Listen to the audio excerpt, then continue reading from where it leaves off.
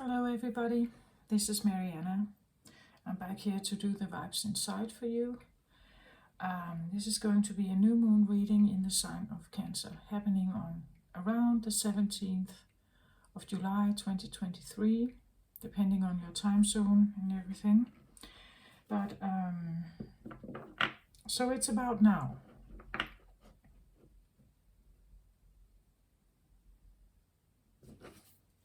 And I took out this healing crystal quartz here for you.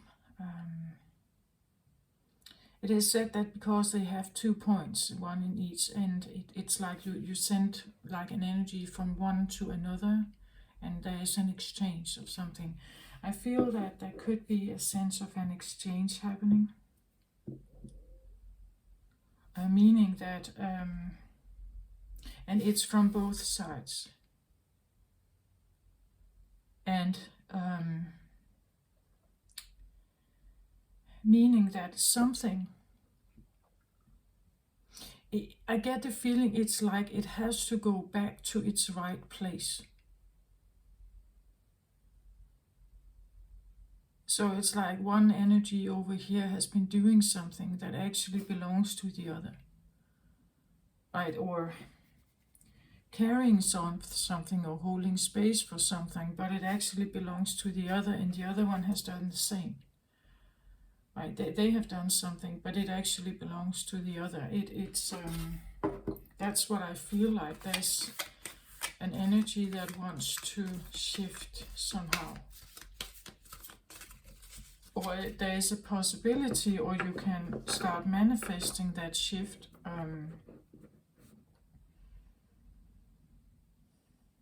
New moons is about new. Like it offers the opportunity for us to start manifesting something new. Manifesting, you could say, now we have it's the sign of Cancer. So it's an intuitive, psychic, young, new love perhaps, Cancerian, watery, sensitive, romantic,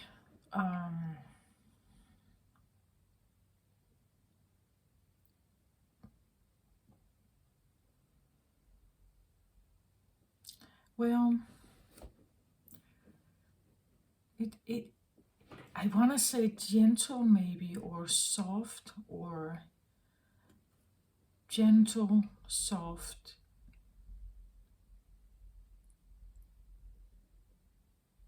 innocent.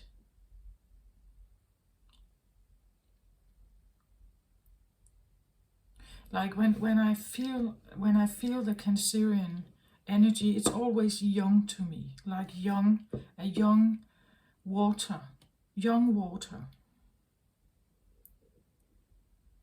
So the feelings and the consciousness and the first water that has arrived on the earth, right? It's new and fresh, and but it hasn't been here before, right? So it's kind of tuning in on everything. It's like a child that tries to tune in on everything, feel it, sense it. It's sensitive, it's sensual. It operates very much with the senses, like opening the senses up to figure out what is this place, right? Like the child does. It's young. It comes fresh from source, so it still has this. It still trusts, and it's still like originally it trusts. It trusts, and it's open and receptive. It's feminine, and it's loving and caring and gentle, and considerate, and things like that. That's original Cancerian energy. And then sometimes the Cancerian energy meets the world, and this is where the Cancerian starts to build up the walls, because this is too much. Like this is too heavy for that energy. But the original version, at least in my opinion, I'm a Cancerian Sun, Cancerian Mercury. I believe that this is actually what it is. It has that tune to it. To others, I believe it may feel naive, but I don't see it like that. It's just, I get it why people may see it could be naive, too romantic, too daydreaming, or too sensitive or something. I get it why they may see it like that. But it's because they have forgotten. Like they have forgotten what it was like to be like that.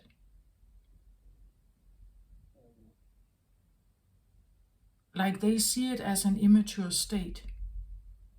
And well, you could say for the water experience in the zodiac, it is. It is. It is the first one.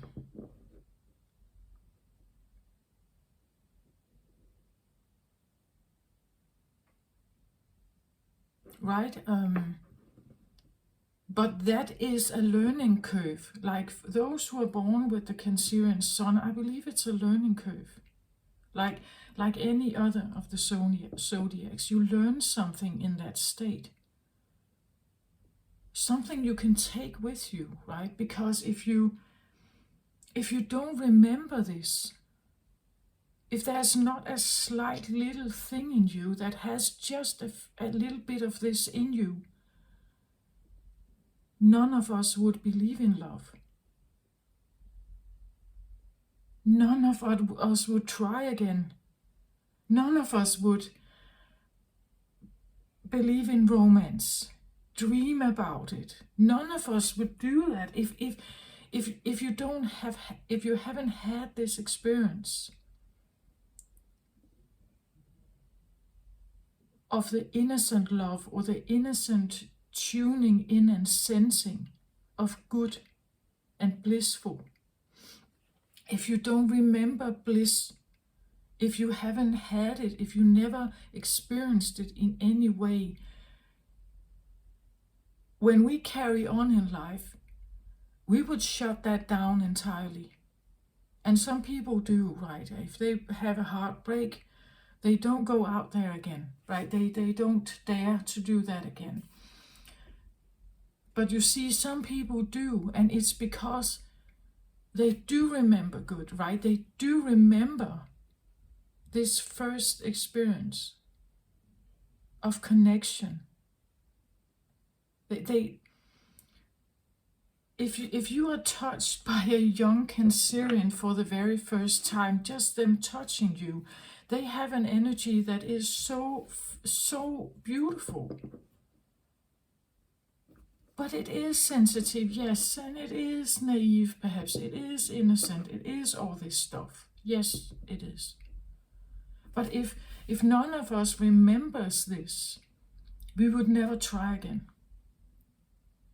It's too hard to go there, right? We would never believe in love again. We would never believe in the vulnerable. We would never believe in that there's something special to be found in that place.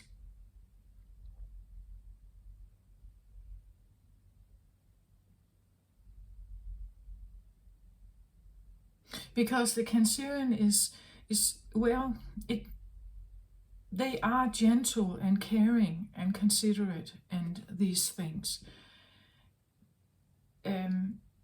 But this is, I want to say, it's more general. It's not, as you see in the Libra, for instance, which is usually about romantic close relationships. The Cancerian can open the senses up to everything. The Cancerian can fall in love with water, with the trees, with the wind, with the animals. They can find bliss in sitting in the sunshine.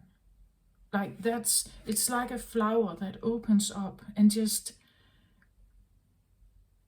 receives or tunes. There's very much the tuning, like aligning with something's energy. And then that in itself is a skill, like that you can actually do that you can take this and you can align your energy with it to figure out what are you? What are you? What are you? And figure out what is this, right? What is in here? To others it may, but it's a crystal, yeah, and it's hard and well, but the Cancerian would try to align with it. Try to figure out what is in here, right? What's in here? What are you? What are you?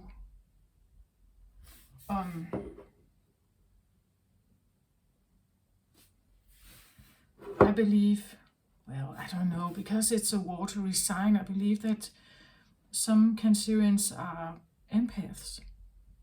Like that's the skill. The skill is to tune in on something, figure out what are you, hear the music from this person, or hear the tune, the frequency, the energy vibration of the tree, of the animal. It's a special skill. And they use that, you could say, as a primary thing to navigate the world, where others use something else, right? And it's very young and very inexperienced. So it may burn itself. That's one of the lessons, right? That when you try to tap into something, you will, like a child when they hit the flame for the first time, you figure out what fire is, right? You figure, it burns me, right? The Cancerian is tuning in on all kinds of stuff in the world around them. And eventually they will find something that stings them, a thorn, but they will also find the other, right? They will find this other place where the flower can just stand and like really, I want to say, draw energy to it, right? Draw the energy, draw blissful energy in. There's a way to draw in this blissful energy, and that is a thing that you could say, I believe a Cancer needs in this world, because otherwise they can't fill up their batteries. They cannot. Then they will drain the energy all the time. And I think that many empaths do feel like they drain their energy.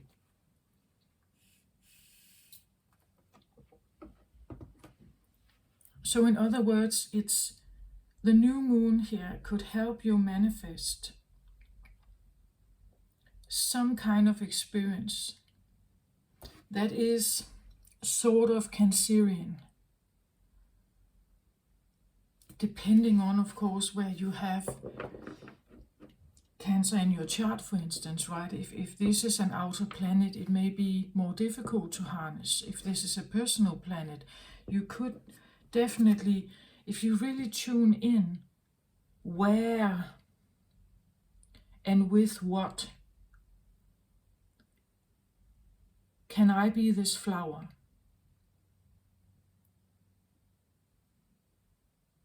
Right? Where and with what can I be this flower that just opens up and receives, is now recharging.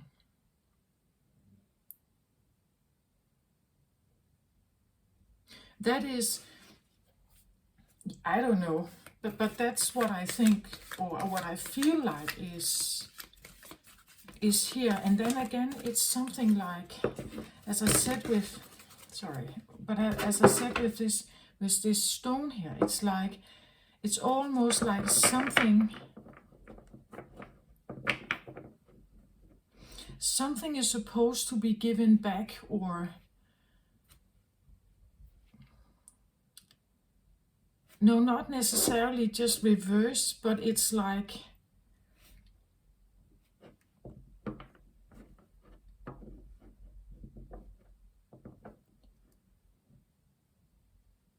it's like a rucksack, you know, like a duty or something, like a duty that one has been carrying is supposed to go back, and the one that they have been carrying is supposed to come back to the other.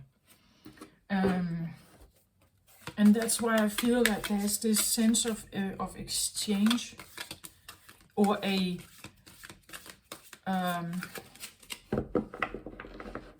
that you could say a response. Let's say you have felt responsibility for something, but maybe now it's supposed to go back to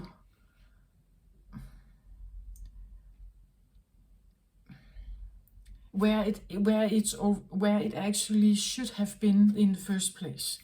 Like, but at the same time, over here, something has also had responsibility for something you should have taken care of. So there's this odd feeling of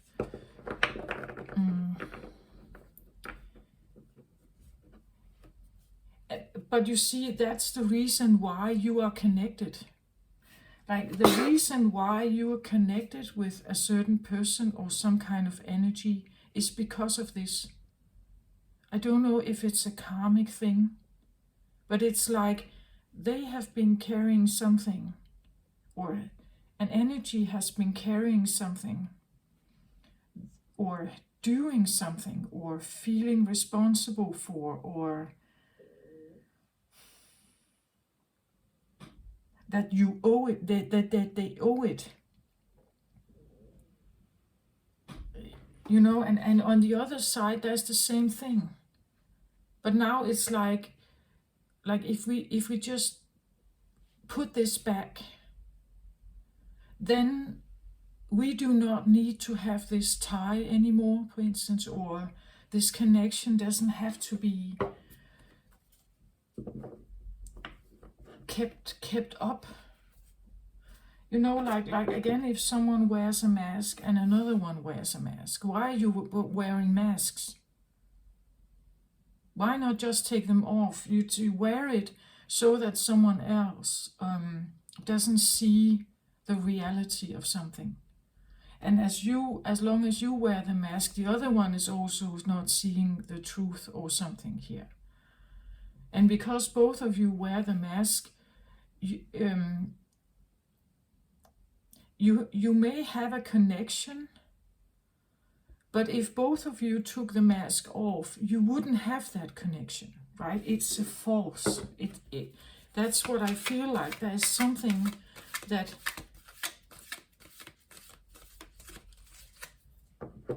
and maybe that's again with the flower. If the flower wants to find, you know, bliss and recharging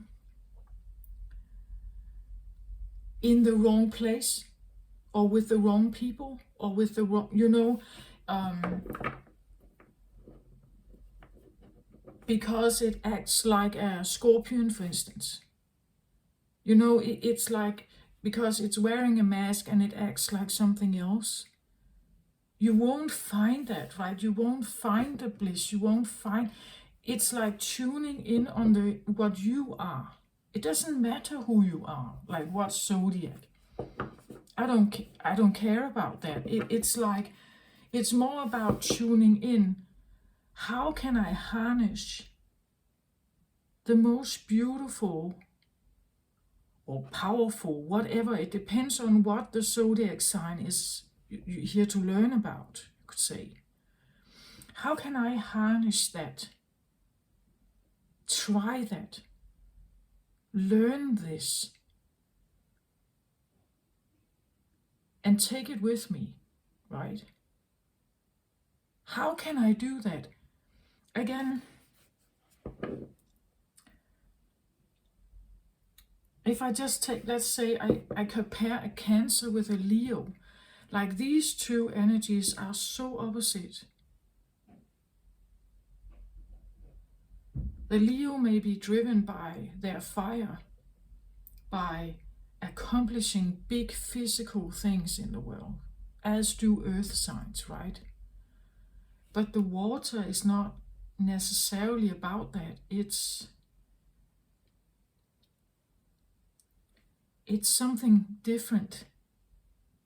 So the biggest accomplishment or the biggest lesson or the biggest thing to take with you as a water sign is something else, right?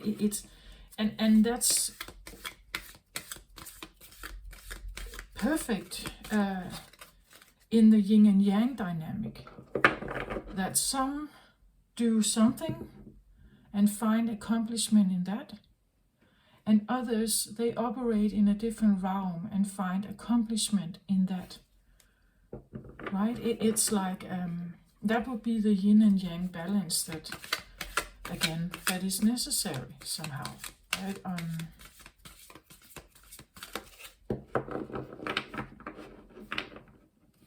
So again, I don't see it as something is better than the other. It just is. And it has to be, because otherwise we don't have the balance. Not in duality, at least.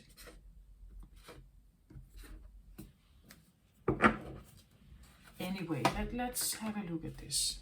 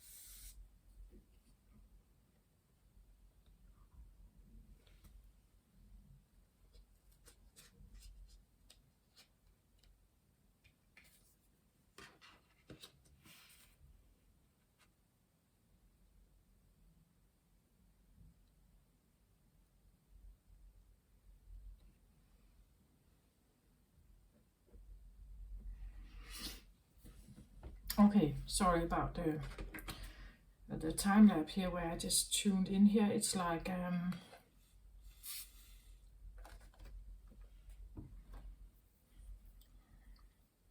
I'm just going with the flow of what I feel guided for. That's why I did that. Normally I shuffle and all this, but it seems like today not. Again, I'm kind of,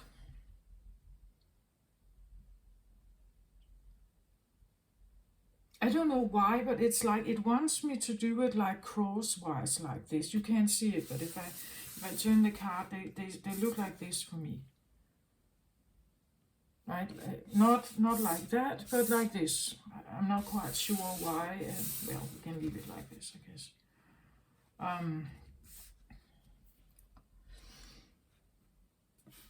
So again, it's like there is something in between. This is what I feel like with this card. Like this stone here is kind of wanting to heal something here. I think this is a healer stone. So there's an energy that wants to heal something. And it says here indecision. Again, it's like there are these two ways of going. So let's see here. And one is the heart of sky. So are you following your heart? Are you following your intuition, your inner guidance?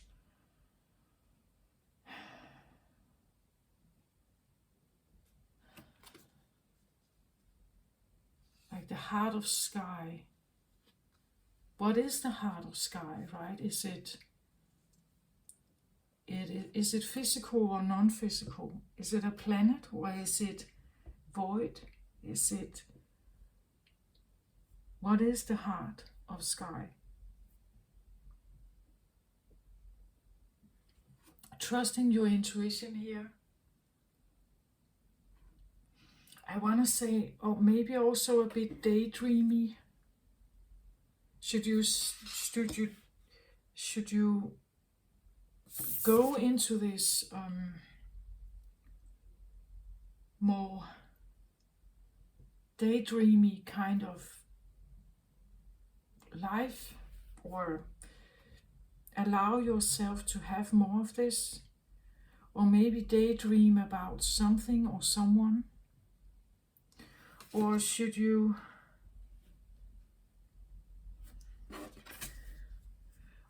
think about, well, the mystical shaman is, the shaman usually works with, you could say, well, earth. It can be very earthbound. So working with flowers, trees, but it's also very connected with spirit, ancestors. So the realm that is unseen, perhaps spirit, ancestors, animal spirits, and very much with the earth elements: fire, air, earth, water. That's for rituals and other kinds of just daily practices. Having gratitude for the elements.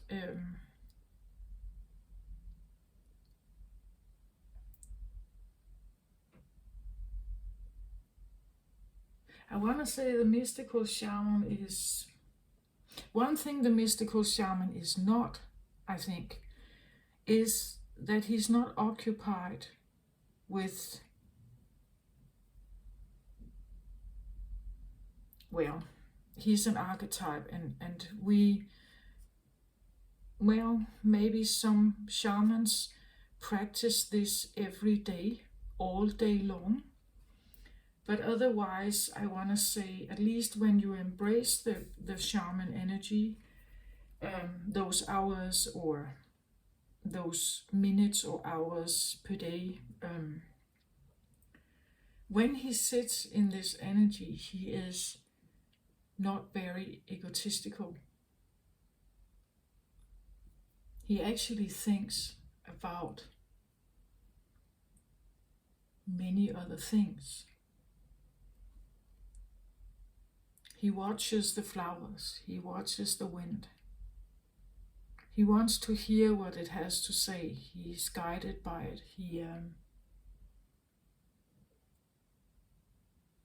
He listens to the ancestors. He goes to the underworld. For guidance, for information.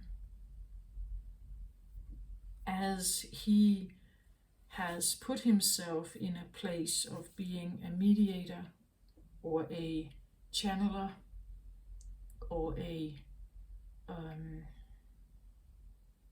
servant or a co-worker, you could say, with these elements. He's not considering himself better than. or having more power than.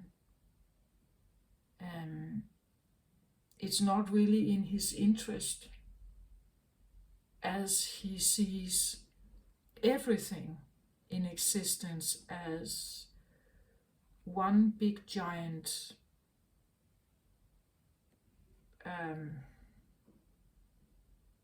loop of energy.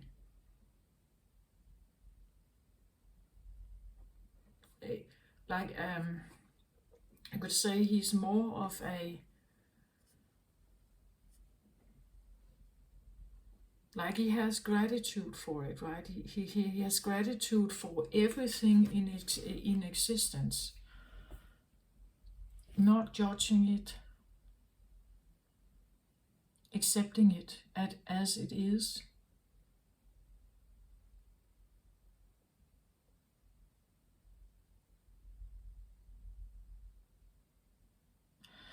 But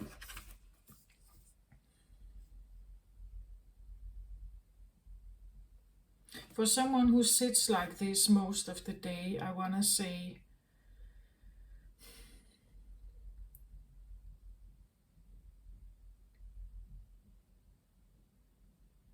well, they embrace a certain element of unconditional acceptance, which is rare. It's not that normal people normally do not have that. They actually have more of a conditional acceptance or a conditional love, a conditional respect, and so on. But when he sits like this, he is mostly in an unconditional acceptance because he has taken himself out of it. Like his personal egoic existence is not important.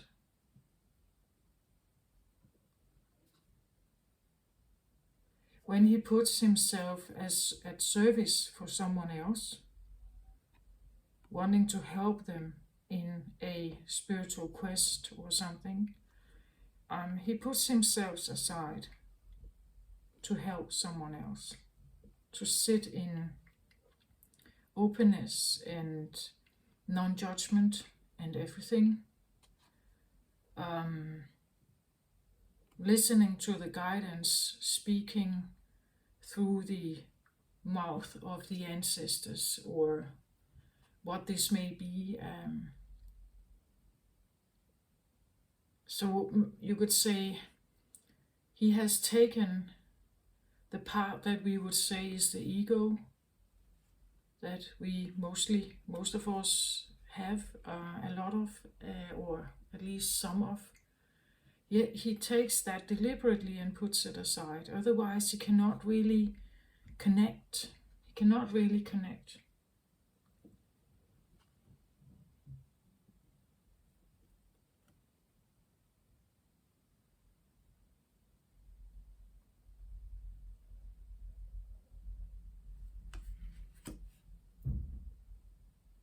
But again, this is a skill and a choice to choose to identify as a shaman is a choice. Nobody tells him that he must be. It's kind of innately inbuilt in him that he has these qualities. He has these qualities in him. Therefore, he could be good at this, but it is his choice.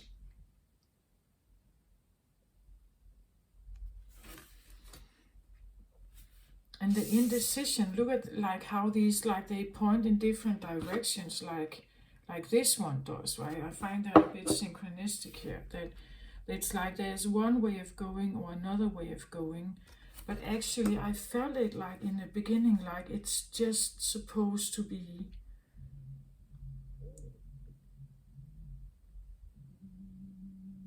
or someone has the idea wrong, or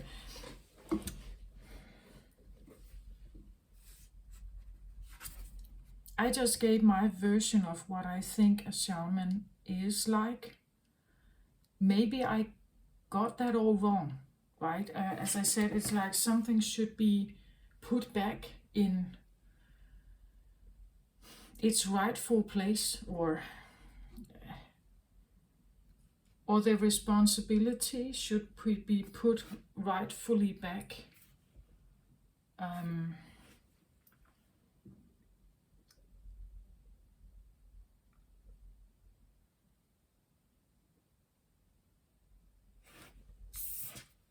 The heart of the sky, I feel this is much more cosmic. Like here we see he works with spirit but I wanna say spirit and guidance and answers that are closer to the earth plane.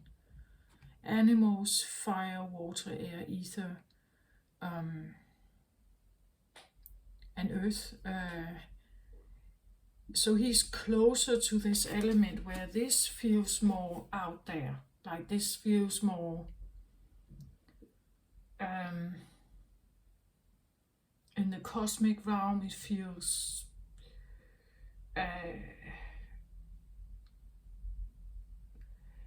well, actually it feels a little bit like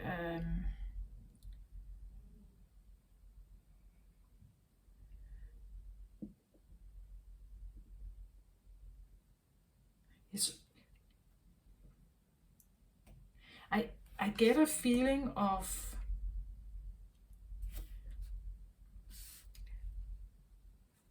indecision could be this feeling that I don't know which way to go. And maybe someone is sitting in an indecision about maybe a path to choose. Like, am I more of a shaman than I am of a spiritual teacher or channeler from the cosmic realm? So am I more of a,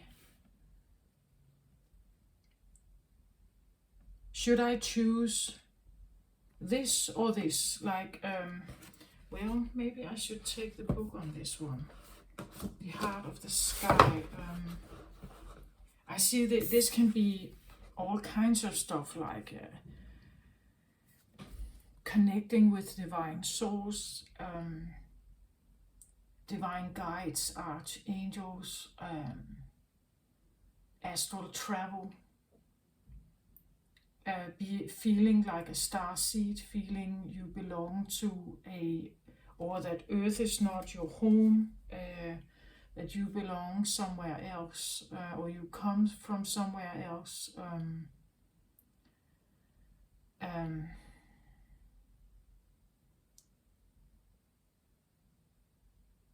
I said daydreaming, that's a Cancerian trait. Daydreaming, thinking, connecting with something. As I said, the Cancerian has this of like a flower, like opening up their sensory perception and then kind of just see what you get, right? So what comes to you and how does it feel? How does it feel, right? What comes to you? So it could be that someone is considering whether they want they are one or the other.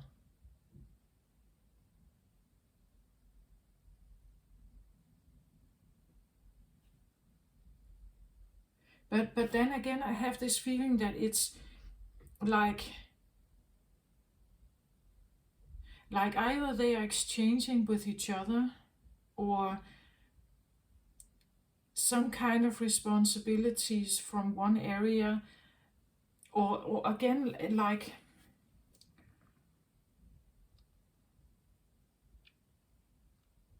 people coming from different viewpoints, right? And one may, again, if they're wearing a mask here and they're wearing a mask, they don't see each other correctly. And if they took this mask off, there would be no indecision, no doubt, or no worries, or no, like, in conclusion, I hear.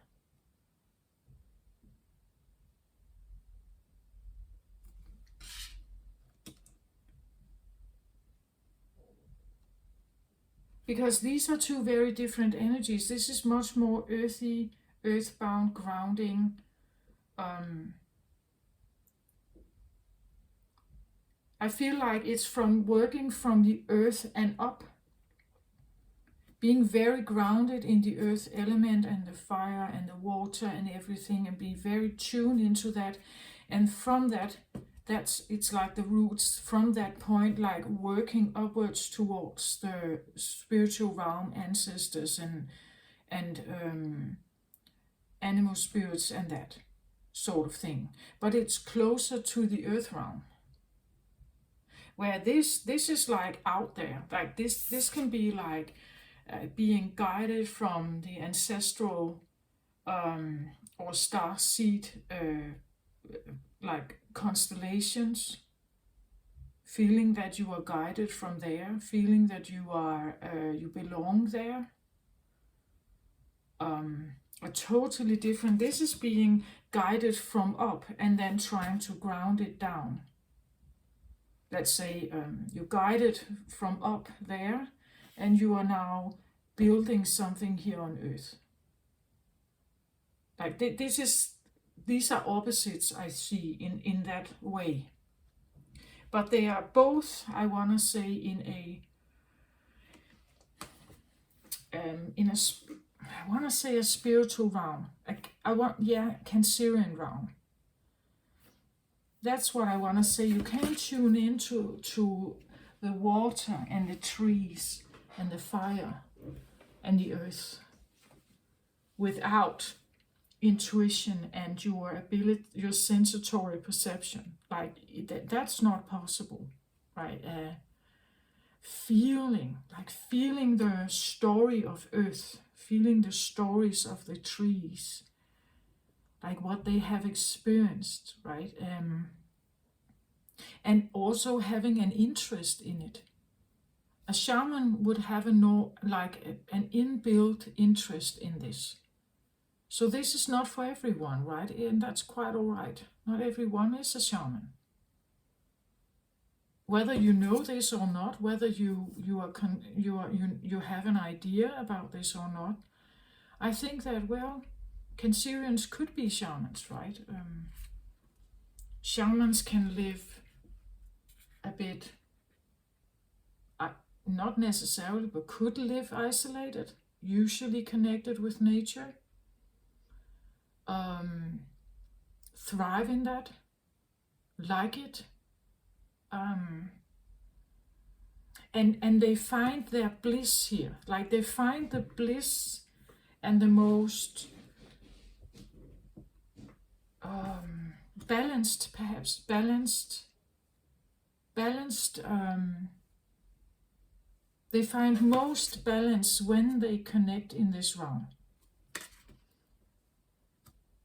And interestingly enough, we do have the next card out after the indecision card here is the angel of balance here. So some may find that they are, some may find that they get much information from the earth. Like the earthly plane may feel like your home, right? It may feel like your home, and from this place you're working with what is here. And yeah, you get guidance from, you could say, an astral realm, to a certain point, from your psyche, from your you get that, and it helps you to kind of work with what's here.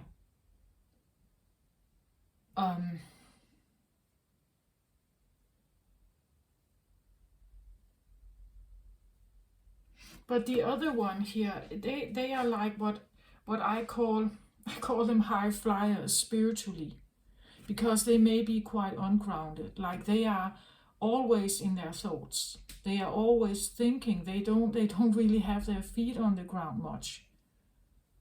They think, and they may be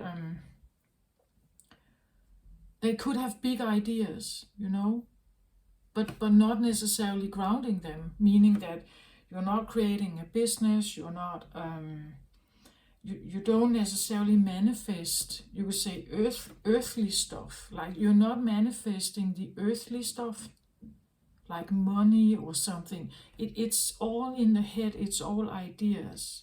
It's all, like, they are good at throwing out ideas, but they may need someone like this to maybe draw it in and manifest it, right? Because they are equipped with the water, with the earth, with the fire, with the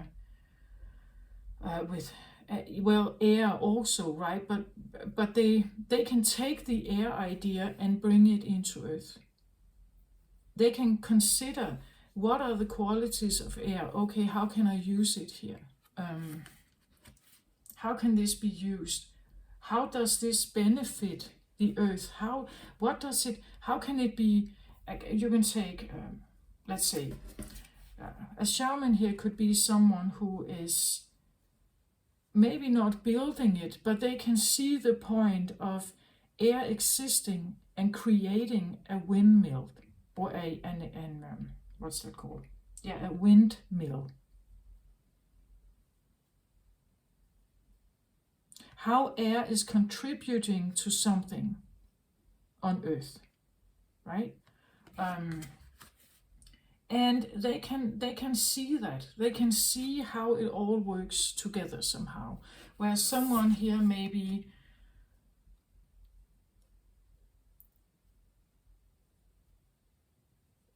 it's a different way of seeing it.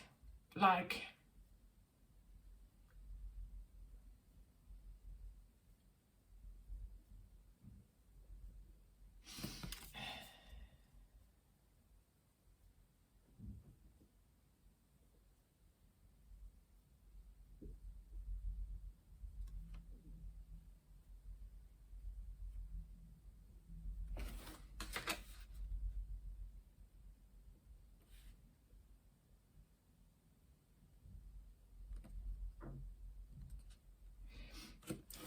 it's almost like what to trust.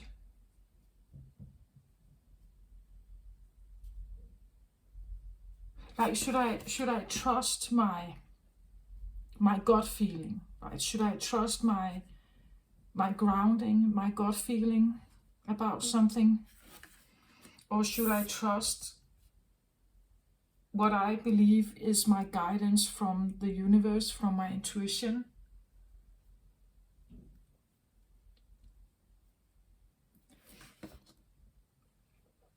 But somehow I just feel like they are one. Like, it's all.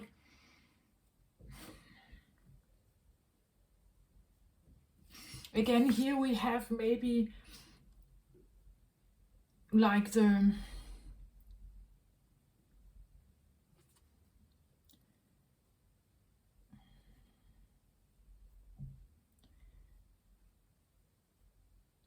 Here you can, through the eyes of the shaman, you can look at things, right? You can see the physical manifestation of the trees and the flowers and the water. The air you may not be able to see, but you can see the trees moving, right? And it's there. You can feel it on your skin.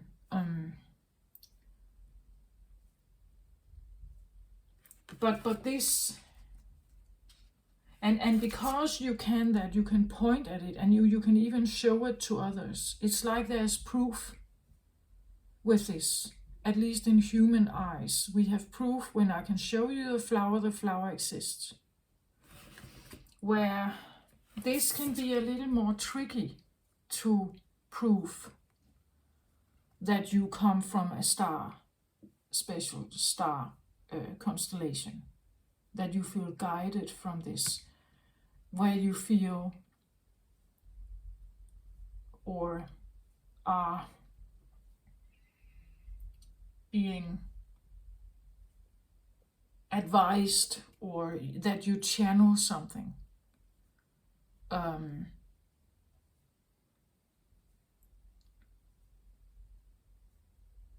How can you prove this?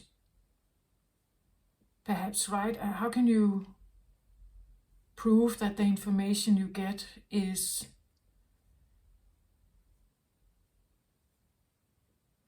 what is most trustworthy, right?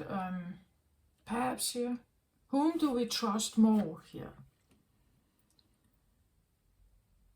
I still feel that these operate in the spiritual place. Like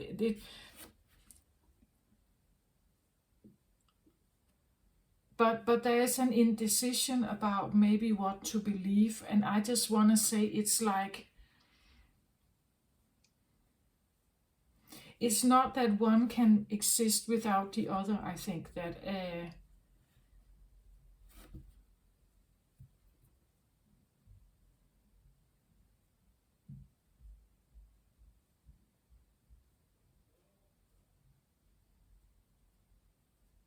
it's more.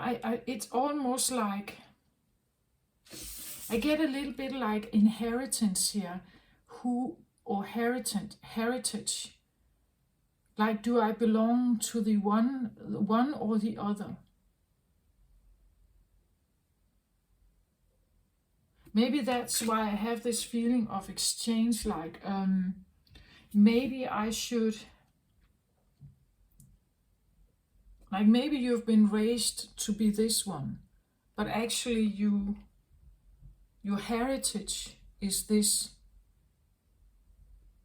Like you are more of this here. And feeling this indecision because it doesn't really either. It doesn't feel all right to leave this, to do this, but it also don't feel good to stay and not do this. And who says that you can't do both? That both are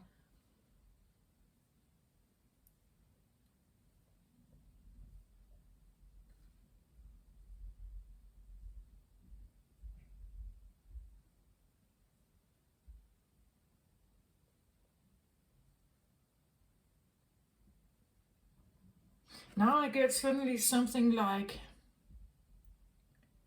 if we take this one, like this is an idea you get, an intuition you get, and you have somehow been able to manifest it in the earthly realm, maybe alone or through someone else or with someone else. So what if we shift it? Like, what if we shift it around here?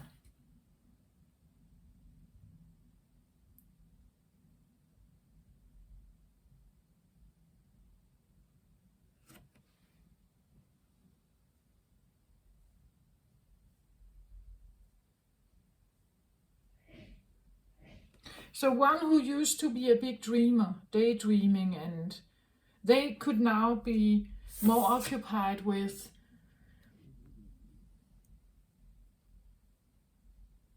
like the manifestation of things,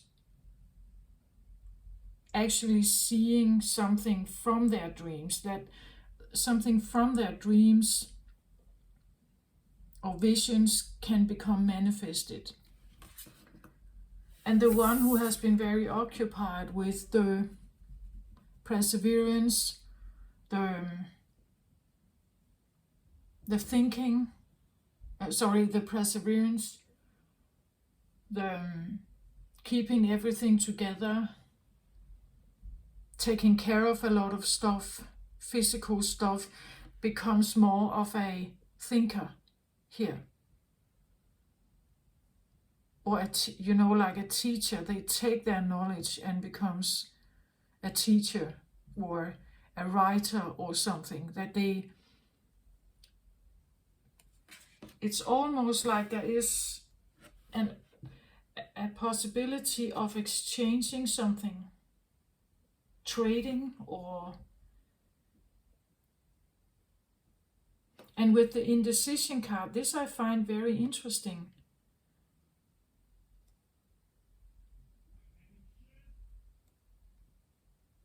Because the indecision indicates that someone doesn't know. Someone doesn't know which way to go or what to choose. And I'm just saying, what if you don't necessarily need to choose, or that both has value? Again, if these are people in your life, maybe someone is very concerned about the earthly matters and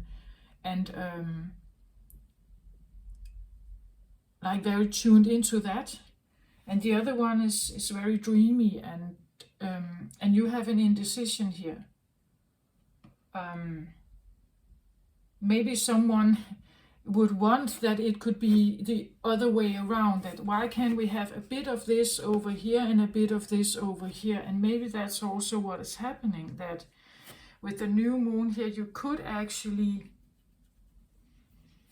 because I say indecision, but we could also say indecision, like you are in a decision mode, or in a decisive process where you are figuring something out, how to exchange something from one place into the other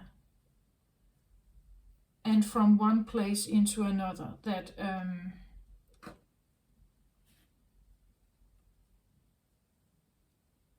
or understand, how can I understand the earthly realm in a much broader cosmic understanding, or how can I take the big cosmic understanding and see it in our physical earthly realm? That would be what a physicist does, right? They take like their understandings of let's say their understandings of gravity. They take that and then they studied it in the smaller realms of Earth. But if you take gravity from the little earthly realm and you want to understand in the cosmic sphere, now you really have to figure out where is there gravity and what does gravity demand? Like, how is it created? If the realm you are in is the entire cosmic realm.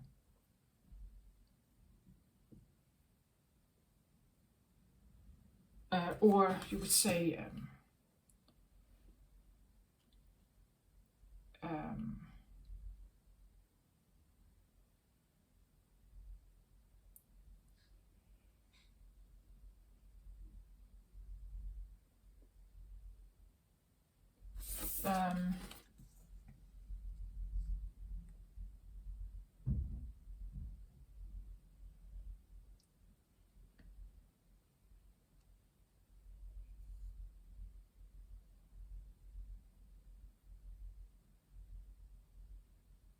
well, one of the big differences between Earth and well, there's a lot,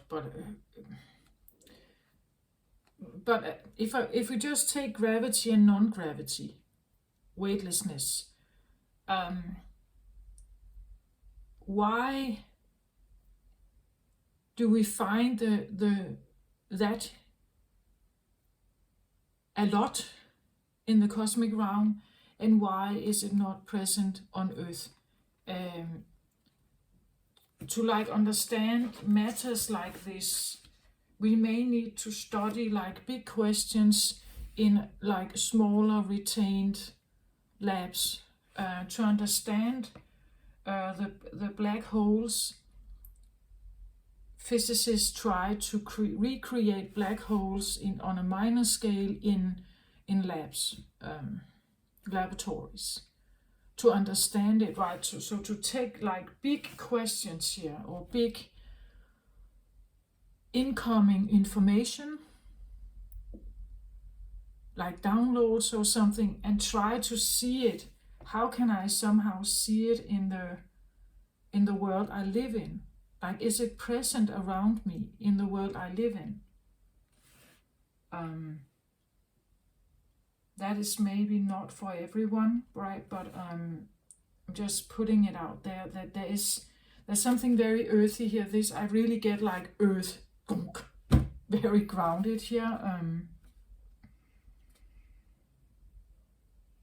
But I also feel like a real balance and contentment, like a true appreciation and gratitude, and because of that, there is this calm and trust and peace with this one, right? And I actually get the same here. There's calm and peace and trust here as well, but it's like from two different channels.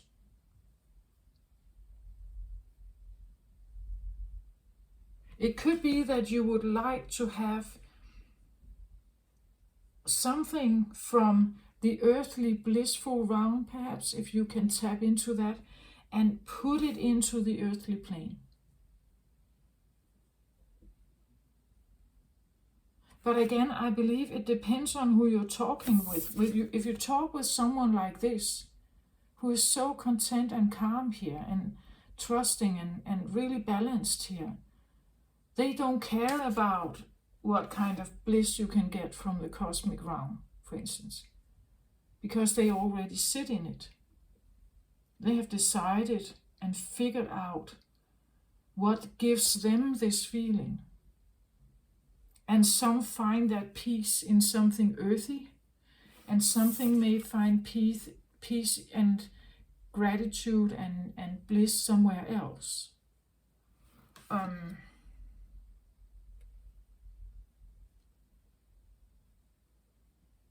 It could be, how do I manifest heaven on earth? Because I know I can get it here, right? I know I can find it here, perhaps. How do I somehow manifest it on earth here? And you are in this decision mode where you try to figure out how to do that. How can I bring one to the other, or the other to the first? Right? How can I bring this to this and this to this, for instance? Or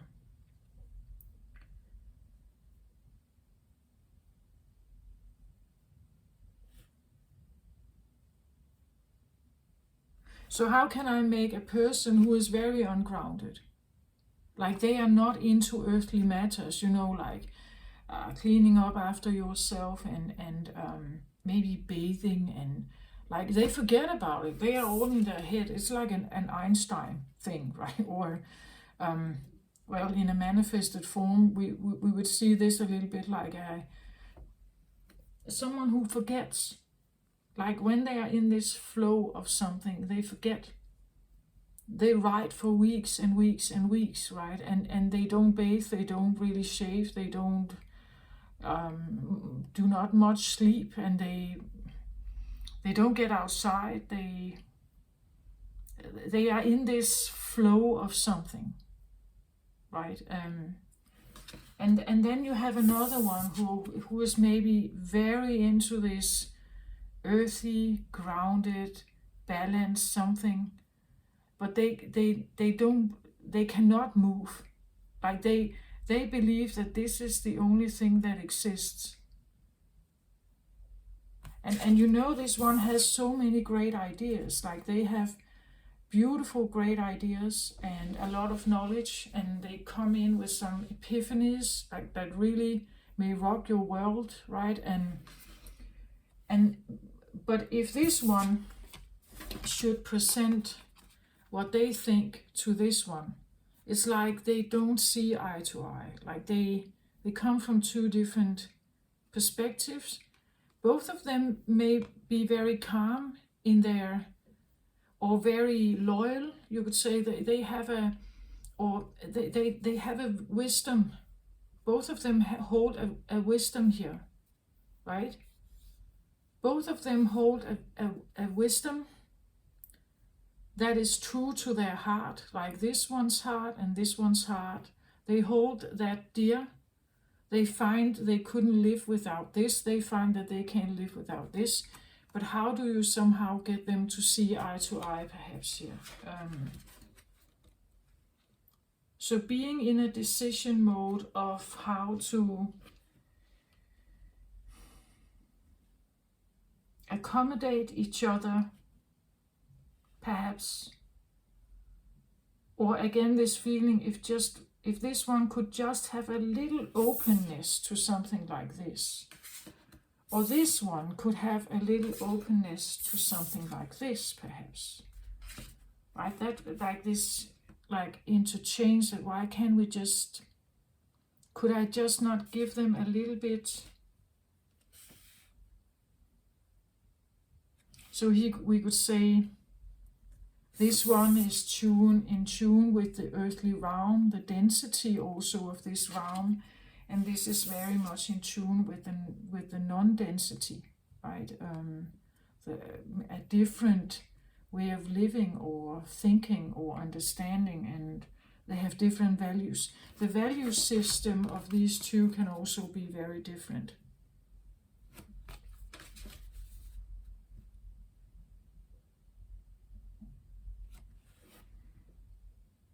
Maybe you have this inside you, right? That a part of you is extremely grounded and very into like knowing, again, this concern how to find your bliss perhaps on earth.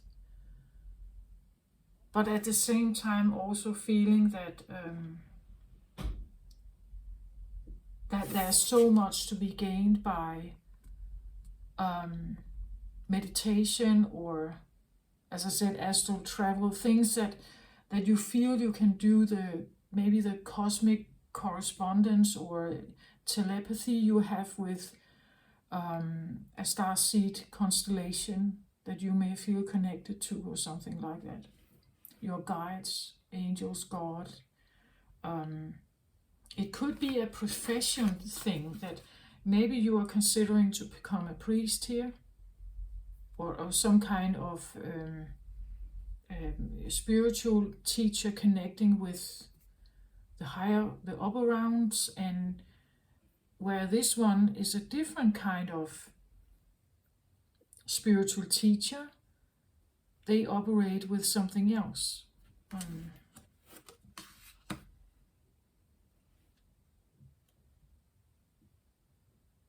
This one can be a bit more futuristic oriented. This one can be, well, also futuristic oriented, but definitely guided by the past, guided by ancestors, guided by what we know about the earth, right? What we know about water, what we know about air, what we know about fire. Maybe trusting more of what we do know now, and not necessarily what could be. And this one could sit with like new, let's say, physicist, like information. Like we know this newer field of quantum physics that comes in, that kind of is a revolution of what else we know, right? So this would be a bit like the futuristic scientist, where this would be more like an archaeologist, right?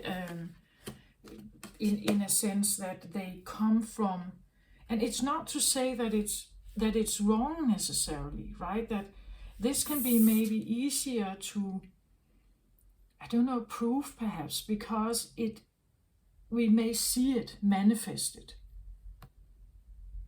We can say that the Egyptians have lived because we have the pyramids, and we have dug out a lot of historical sites and all kinds of items, where this one, because it's not manifested yet, or it has not been come into writing yet, it has not been proved yet,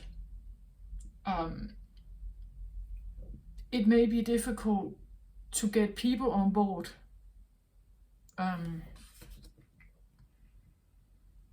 Maybe you are in a decision mode how to get something that has been downloaded, how you can prove it, or how you can somehow put it into physical existence here somehow. Could be that you are in a decision mode now, where you're trying to bring something from outside there, like from your guidance, and you somehow want to manifest it. You want to bring it into the world so that people can see it, read it. Maybe you want to prove it or something. It could be a theory, that this talks about a theory that you have in your mind, that you want to somehow show the world here somehow. So from being a heart of the sky person, you want to become the mystical shaman, perhaps. Still drawing information down, but now you are more rooted, adapted. Maybe it's something like learning a skill how to root something, meaning that how to build a business or how to publish a book or I don't know, how to put something into production, whom to collaborate with if you have a new a new theory about the universe or something, right? Whom can you collaborate with then? And maybe you need to learn some skills here, like to have some really physical skills here on Earth, to take a thought and bring it into like a product, for instance, or something. And you are maybe in this well, both perhaps, like you may be in indecision, like literally not knowing how to do this, and therefore also in a decisive mode, like you are in a mode where you're trying to figure out how to do this.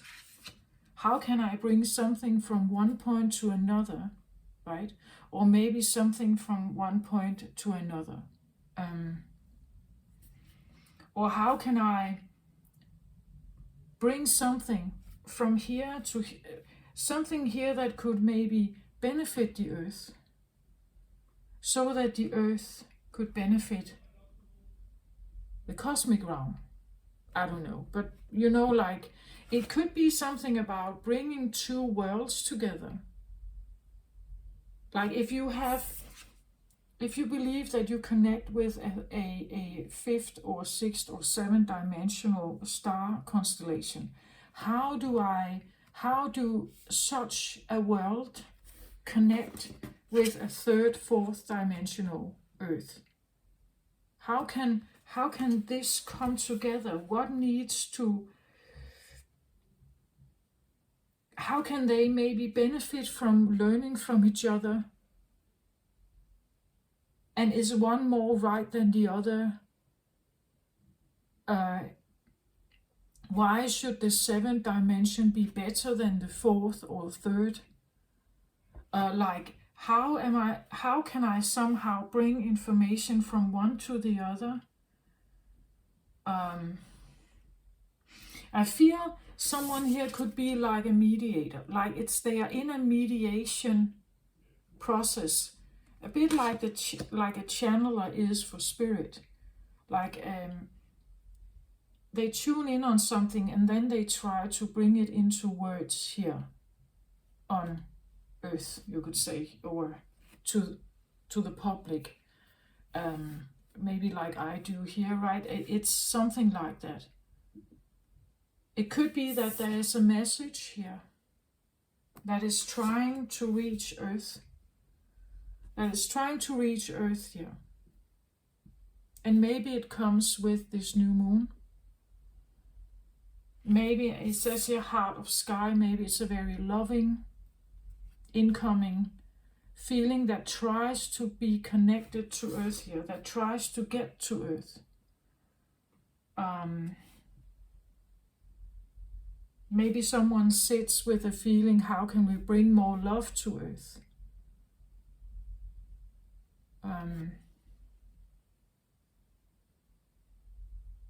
How can we bring the people on Earth to listen or hear us, right? The people, the children of the Earth, how can they hear us? How can they hear us here? How do we get like communication to flow back and forth here between us? Okay, I didn't take the overall energy here, so I have 7 of Earth. Yeah, 7 of Earth is 7 of Pentacles. It's how to put in seeds that could grow, right? How can I begin something? Okay, what am I supposed to do to maybe earth something? Again, make a product, write a book, I don't know, broadcast something, sing something, dance something, I don't know, paint something. Or again, earthly can be like really tangible, something you can take, something that is proven. It has a density, perhaps. It's you can touch it, right? It's 7 of Earth is usually what I see a card of putting in seeds to see something grow. How can I, that could be this feeling of how can I do that? So how can I take the heart of sky or a higher dimensional love frequency and manifest it on Earth here? If you believe you are a mystical shaman, yeah, you would be concerned with something like that. That's why you try to hold the gratitude energy. That's why you sit in the space of like appreciation for everything that is. So how do I do that? Or how do I do it more? How does this flow more easily? How can an exchange go from like one to another?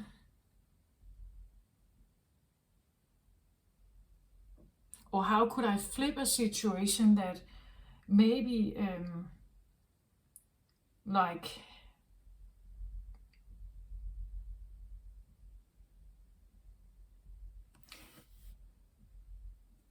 because if I want to bring something new in, like if you have a container, you have a bottle of water. If the bottle of water is full, you cannot put anything in there. Unless you pour some of the water out. Now there is space, right? Now there's space. Now you can pour something in. It could be a consideration of how do I pour something more in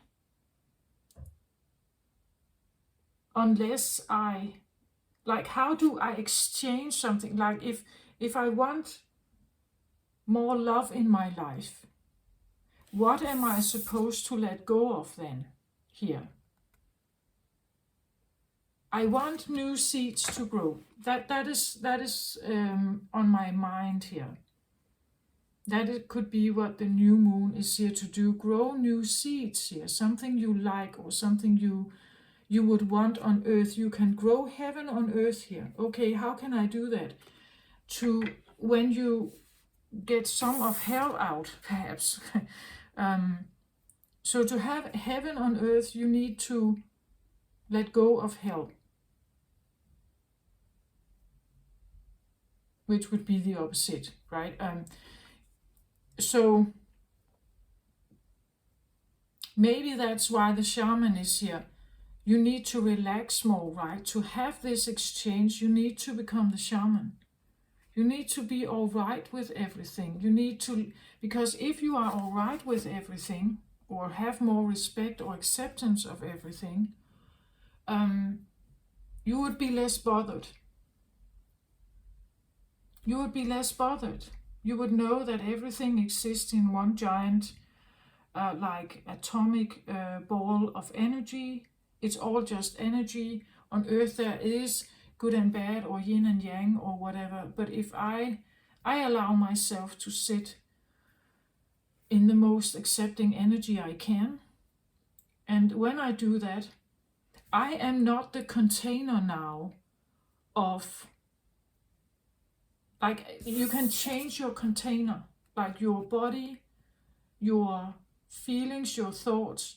You can change your container here to embody more acceptance.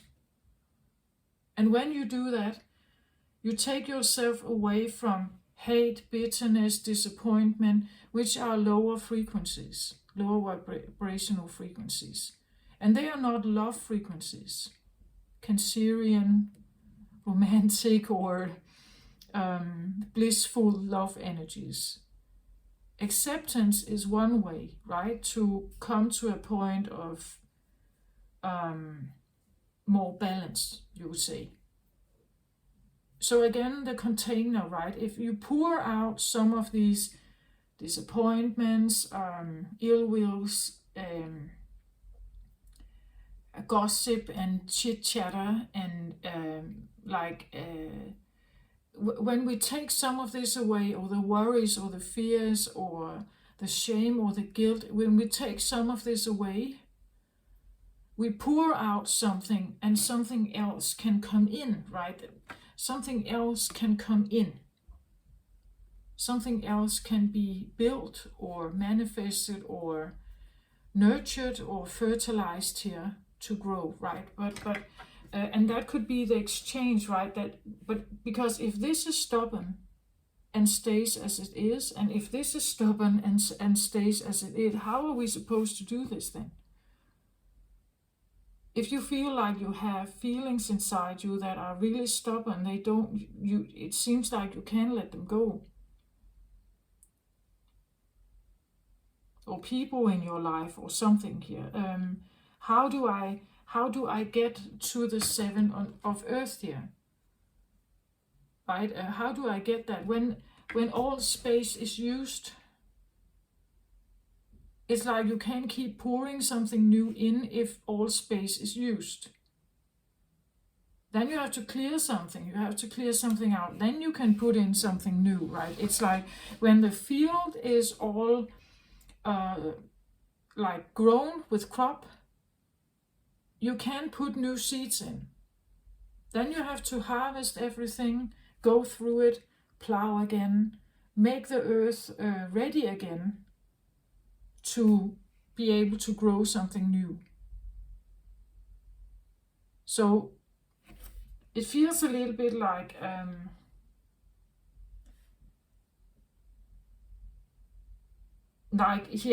field highway or something, like maybe that's why the indecision is here. Like it's there is not room for more unless, well, some of the cars get off the highway, right?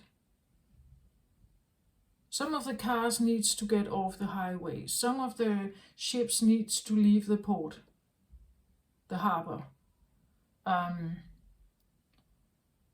Some elements in your life may need to be removed for something else to come in here.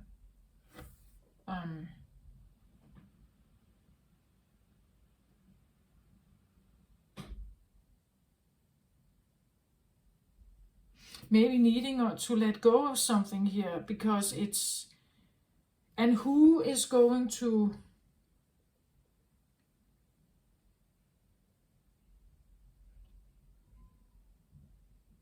What if the cosmic realm could take some of this? Like, it would... As I said, here on Earth, you can open your senses up and you can receive from the sun, you can receive from the cosmic realm or from your guidance. What if we could send, right? What if we could take some of the content of the bubble and we could send it, and the universe could be the receiver, right? It could receive it, retrieve it. What if the universe could be a retriever of energy also? It could retrieve some of the heavy energy out so that we could have an exchange. So that something new could come in here.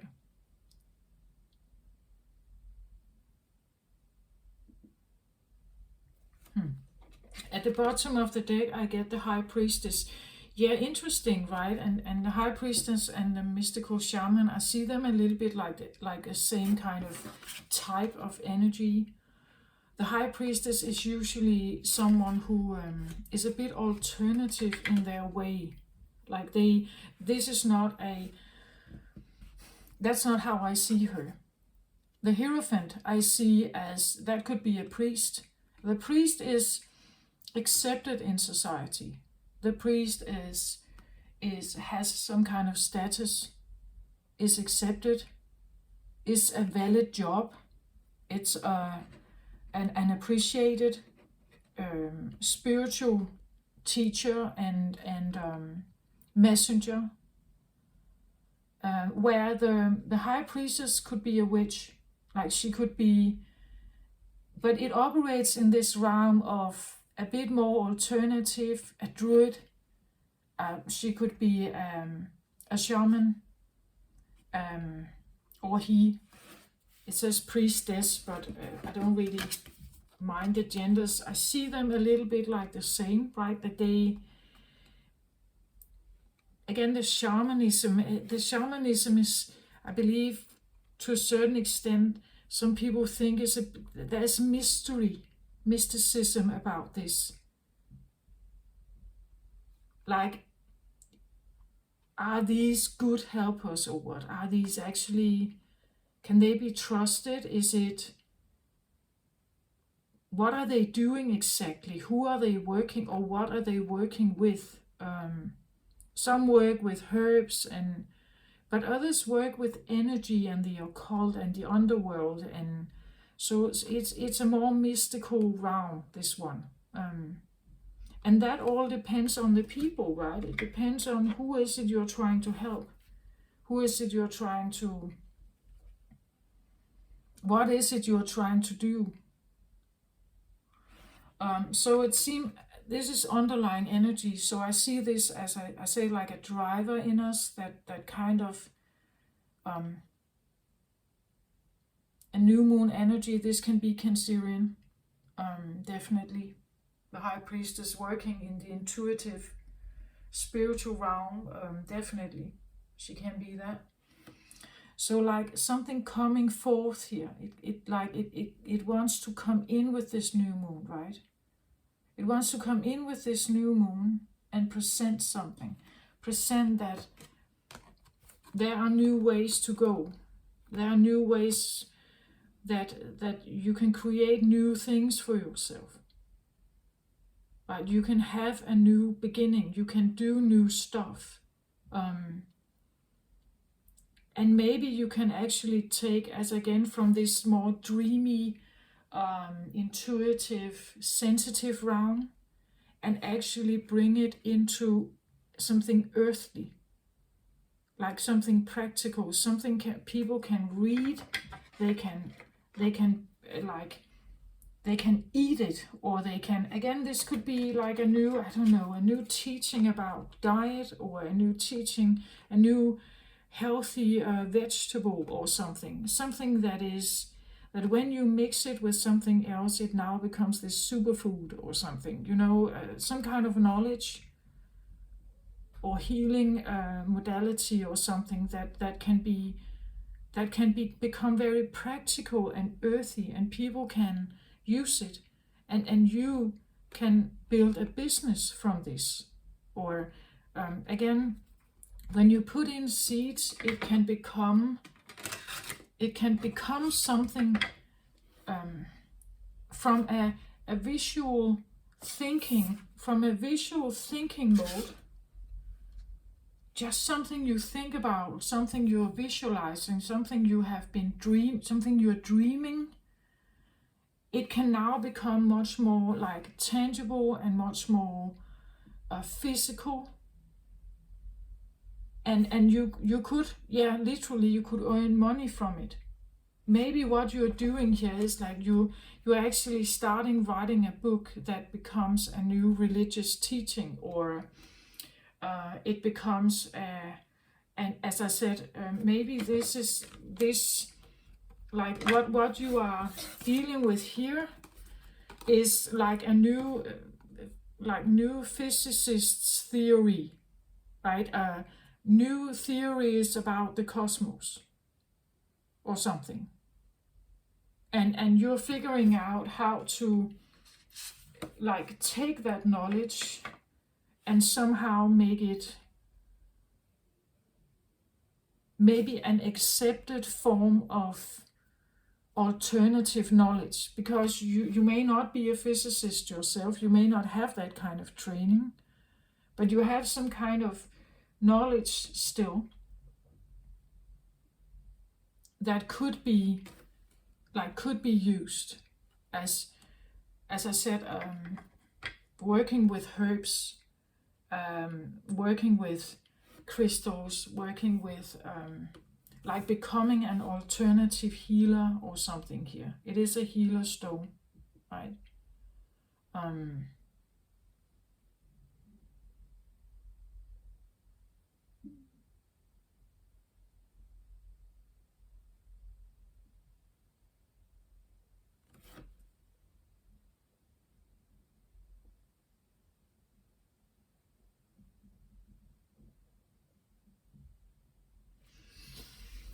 Can I have another card on this indecision here?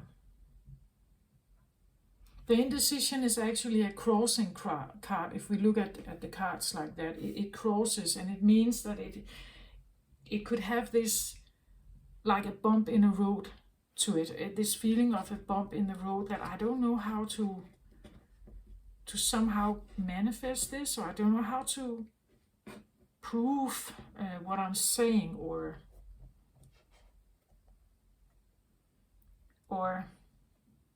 I am in this decisive mode about something, but I'm not quite sure how to, maybe to trust it, or to earth it, like to how can I earth this? How can I bring it into this reality somehow?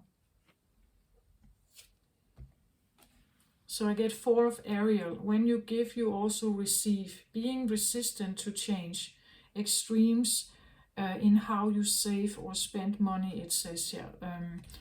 I want to, when it comes up with the indecision card here, that's what I feel like. It's like if I'm the mediator, I stand here in the middle and I'm trying to see things from both sides. I'm trying to see things or understand, or being the mediator or being the channeler.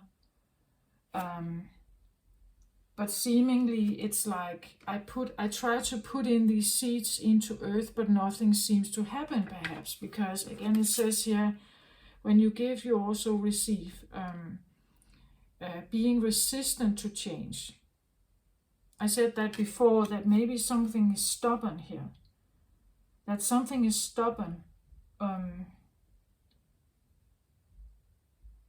And I just feel like for something to be a corporation,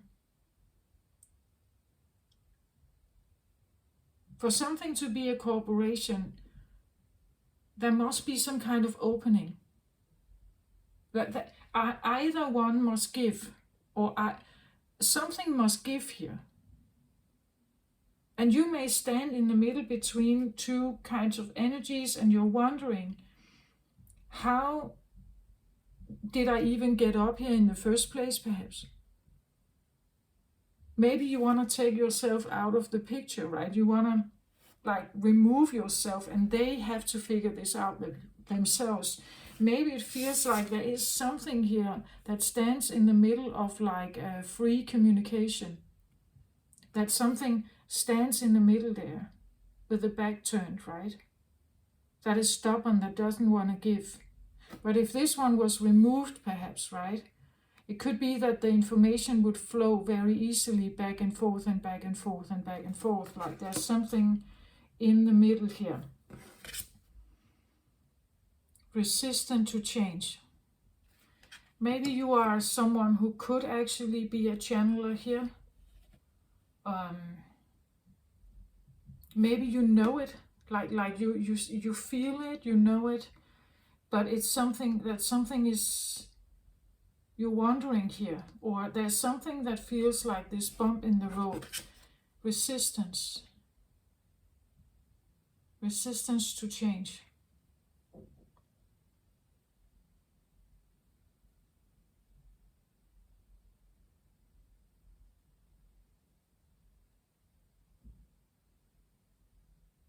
I said something about when the energies were very stubborn. It's like I said that if this wants to work together, but none of them want to give, you can't receive. It says here, when you give, you also receive. So if just one of them gives, then it's possible for this to flow, like the flow of this back and forth here. The flow here between them can flow.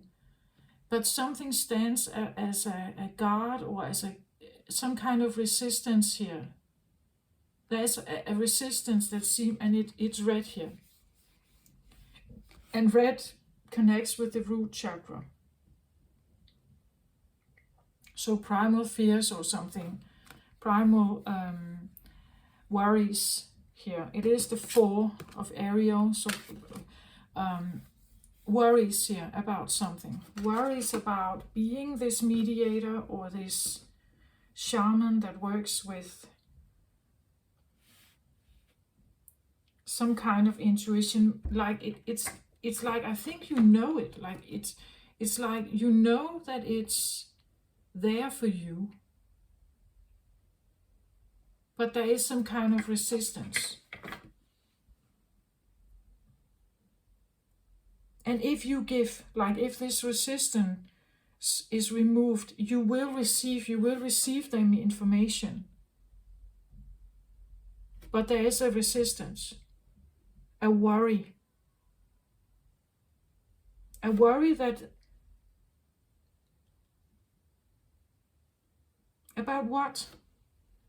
Because it's a new cycle. The new moon invites for a new cycle of love, perhaps. A new cycle of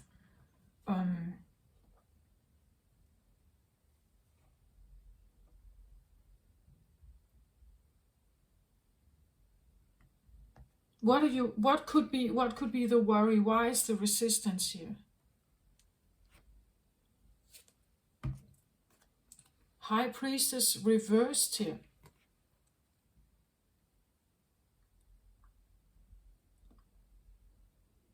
You may be wondering if what you could receive here is from a good place.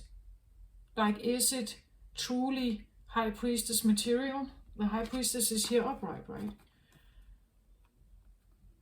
And this comes from within you, right? It's moving from within you, moving you forward here. Maybe you don't want to be that one. Maybe you don't want to be the priestess here, the High Priestess. It says powerful psychic abilities and insights, reflection and meditation that provides valuable information. Be at peace. You worry that either the information is not good, that it's a negative, or it has a negative impact, or maybe you don't trust it. Like, what if I'm not talking to my intuition? What if this is just my ego? Like, the information that I have, what if it's just my ego? Like, maybe you don't trust what you are hearing, or what could be here for you.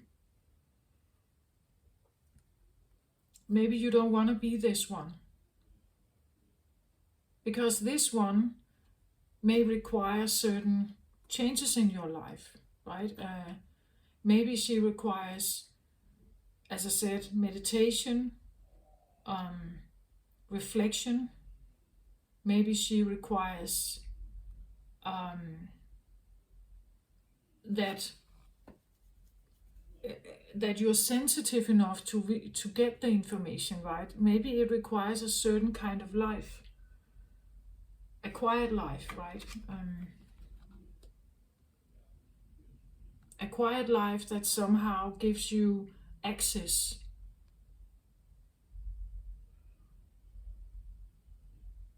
Maybe also like it would maybe require devotion and like a more steadfast way of living your life. We have the moon here, the moon phases,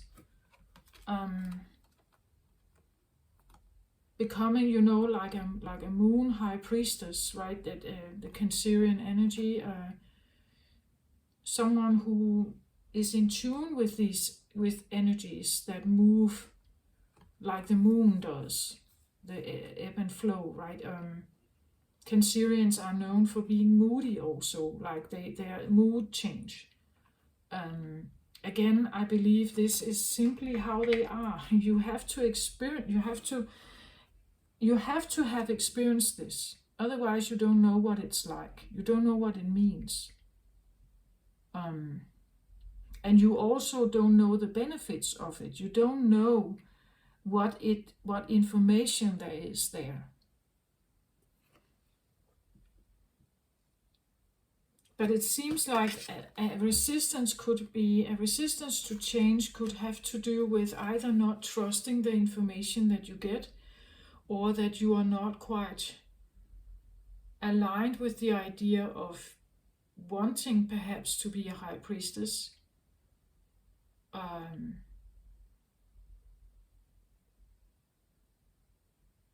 Because it probably requires, like, this is purple, right? It needs an open crown chakra. It needs you to open, as I said in the beginning, it needs you to sit, find these places where you sit and you become this receiver of the information that wants to come in, of what it is that wants to come in here.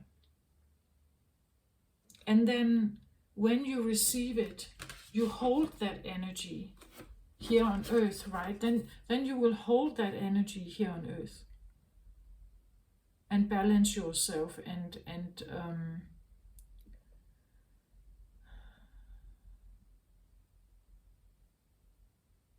because then you become the seed, right?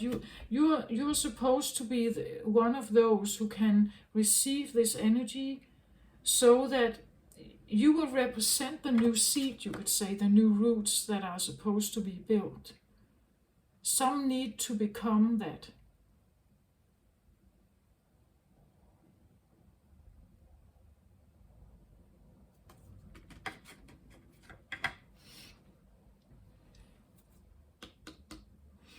But again, we see the tree in the background here. If something stands in front of the roots, or on the roots, or has infected the roots here, some kind of resistance, you cannot be that one. The tree is grounded, right? It is grounded in the earth that it grows on, and then it opens up to the sky to receive the sun and the nourishment from the upper hemisphere, the air, the water, and everything. So the tree is like the representation of both, right? That the roots are in and nurtures from the root, like from the underground area, and then there's an upper or overground area that it also nurtures from. And if something festers on the roots here, a resistance to become this tree, to be this balanced tree, you would say here. Take on that task. Be that one who sits with this energy and helps and is in service. This one is in service, right? As I said in the beginning, they have put their ego thing aside. The ego thing is like it's not really important for a shaman, because they think about other things. They're occupied with other things. Um, they don't care about the new car or like the new luxurious like trip. They don't think about that.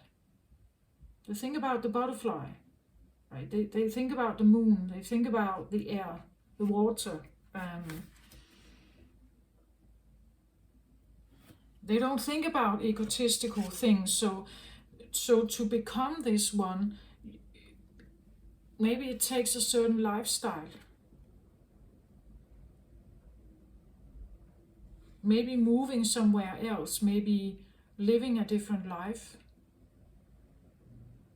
Devote yourself to something else. Maybe you're not quite sure whether you want that or you don't trust it. Like again, but if you're worried that you will not be able to sustain yourself here, so having money enough, like sustain your life, and again, not prioritizing more egotistical needs. I don't know, if I believe that you can be in service in all kinds of areas. There are certain gurus on YouTube, right? And they are extremely successful and people love them. But I do believe that they have a nice home. I do believe they have a car. I do believe that they travel by air or by airplane to different sites or different cities where they give interviews and where they show up and promote and talk about the things that they are occupied with. I do believe that they are using these ways of transportation and means in this world. It doesn't mean that you need to give up everything, I think. And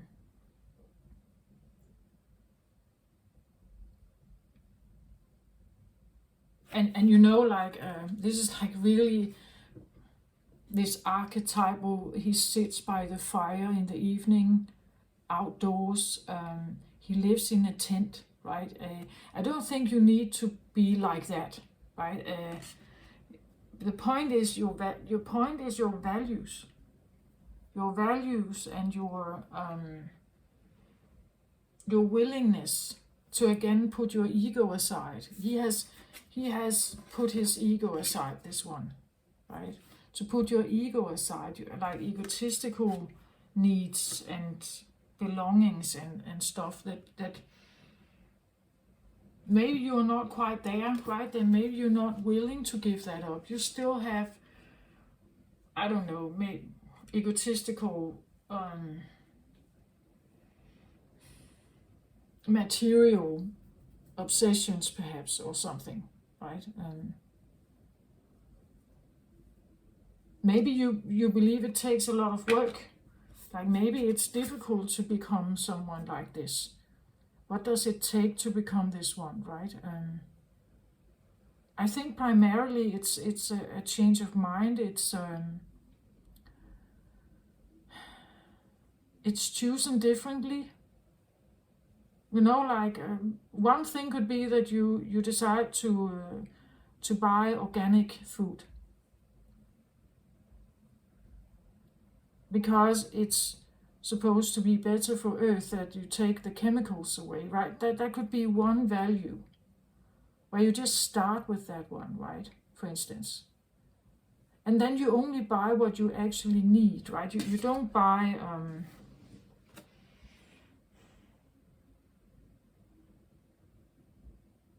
and again, accept that maybe you will have back and forth, like, right? Maybe you will have a period where you're really doing a lot of this, like really good stuff you believe it is, and then you will have like a or falling a bit back, and then you take a new approach, and then you fall a bit back, and then you take a new approach, because that's part of the Cancerian process also here, right? That it goes in a flow of emotions. Accepting that you take one step at a time. to eliminate whatever the resistance is here. If this feels right for you, this is rather specific perhaps, right?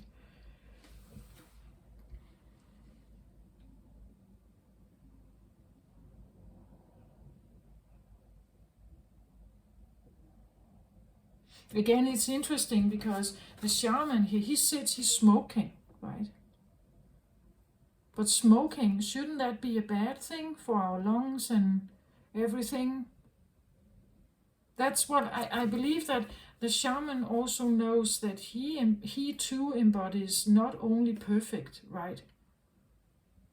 The point is that he is accepting, like he accepts it. He accepts that the world is yin and yang, good and bad, shadow and light. And he accepts that he is too. Right? Also, because if you have lived a life up to this, maybe you cannot say that that you have been all yin or all yang, or all good or all bad. You have probably been a mix, and even someone like this will be a mix. But they have accepted that, right? They have accepted that that's part of the wisdom of the mystical shaman, that that he can make a choice how he lives his life, what he chooses, how he chooses to impact the world also. Like, do I want a car or do I want a bicycle? Do I want to eat meat or do I not want to eat meat? He can choose. Either way, he is accepting that he has an impact, everyone else has an impact on this world.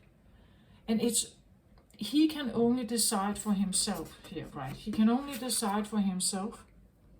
He can bring forth maybe some kind of information if people want to hear it. If people want to hear it, he can bring it. And if not, he will let people live their lives. Because in some strange way, they either are a yin or a yang to this world.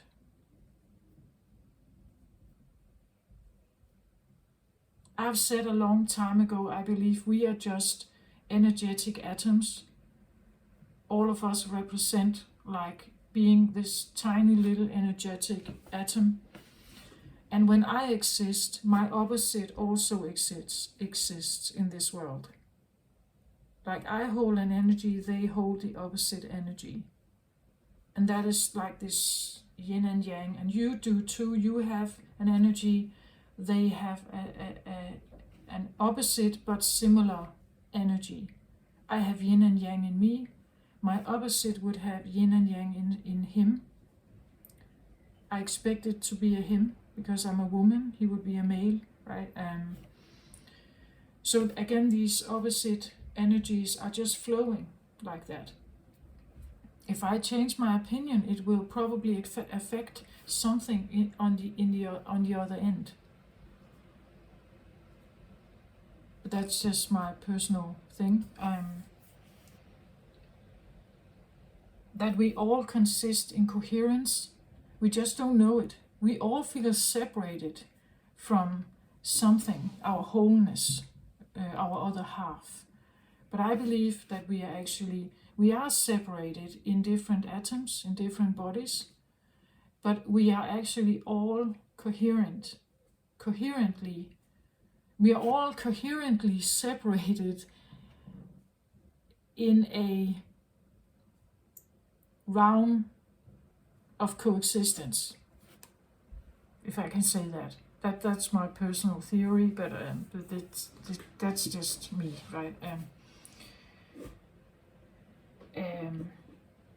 But it seems like there is some kind of resistance here, and this new moon in Cancer could come with like an invitation to look at this, because somehow I think you know it. It's like there is an awareness that something new should be put into action here.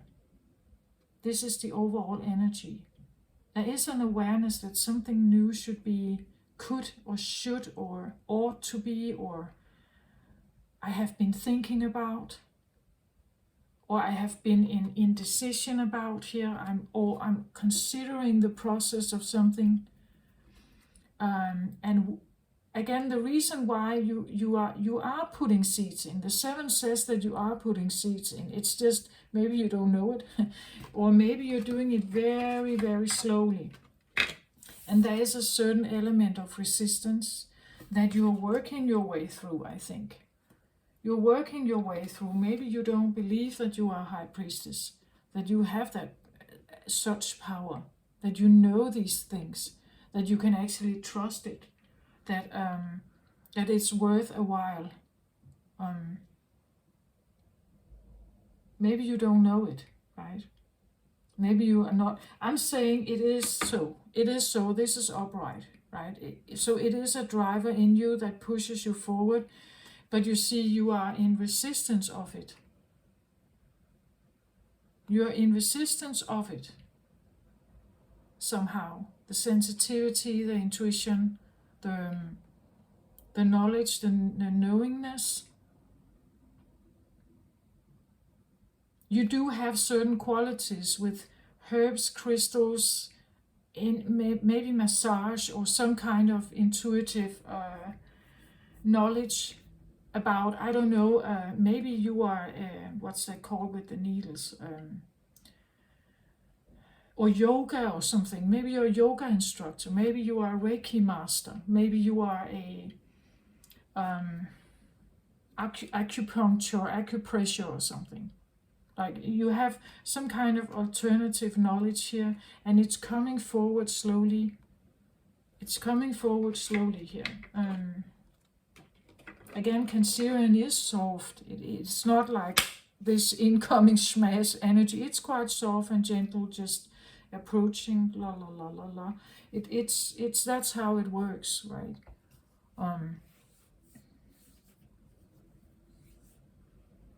Maybe it's just the idea of being gentle and soft and feminine and receptive, receptive and sensual, and again, maybe living a bit more excluded in the forest or by the water, perhaps, watery area.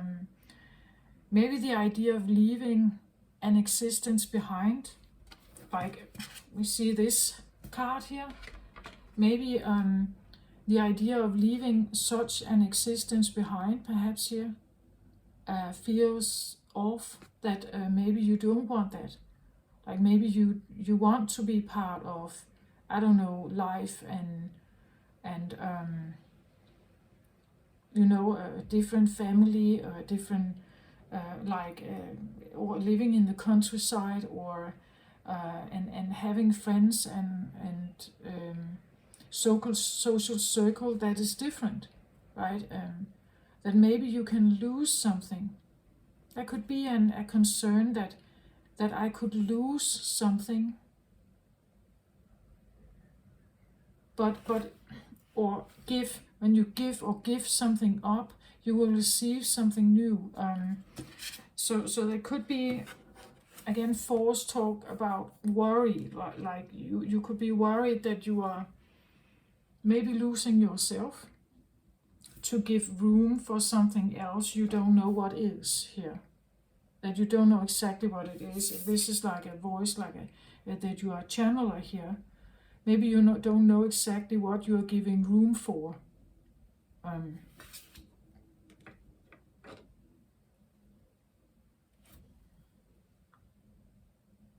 Trusting the economics in it.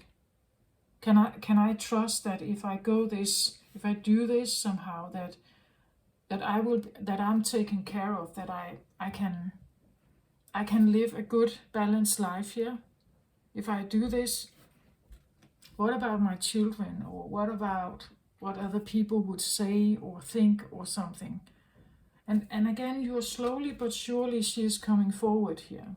Slowly and surely she's coming out of the mist, perhaps out of the hidden. She's coming forward here.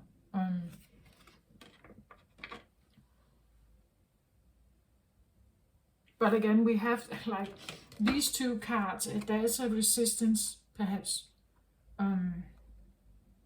Maybe you need some kind of reassurance, right? That if I do this, or if I open up to this, then I'm taken care of, or, you know, like for now it seems like the energy is not flowing. Like we have resistance, and we have something in you that actually does want to receive. It does want to be this, but you are kind of holding back on it, or someone is here. But I want to say it's probably happening, right? Because the 7 is here. So the new moon wants people to put in new seeds, like to trust in their intuition, to...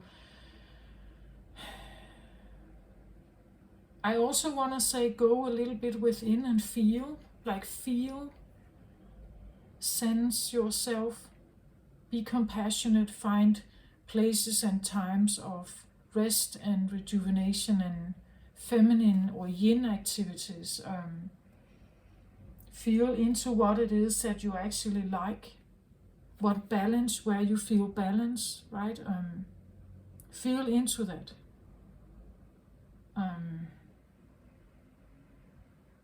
Because again, if Earth is in this new age where it wants to manifest a new energy, we will go along with that.